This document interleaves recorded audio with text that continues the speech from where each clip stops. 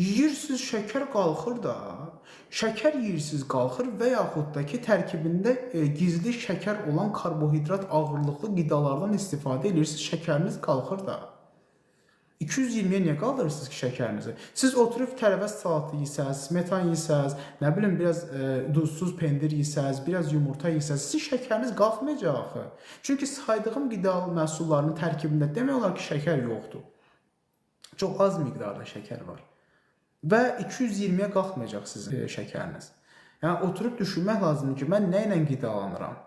Şəkər xəstəsi əgər oturub nağarım, ürəyim istəyir deyib bir boşqab xəngəl yeyirsə də, doğrudan 220, nə də 420 də ola bilər şəkər. Mən neynim qurtulub? Ömürlük diyetdə olmalısınız siz. Yediyiniz qida məhsullarının tərkibini hamısını bilməlisiniz.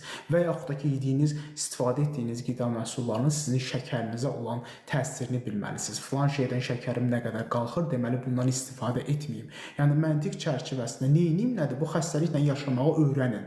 Oturun, hər şeyi kənara qoyun, oturun. Necə şəkərlə yaşamaq olar və qidalandığım məhsulların mənim qan şəkərimə necə təsir göstərir, hamısı. Oturun, kitab yazın, özünüzə gündəlik tutun. Bugün ayın 1-idir.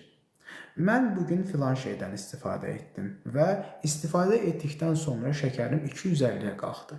Demək, bu qida məhsulu şəkər xəstəliyi zamanı orqanizmə düşərli olmur.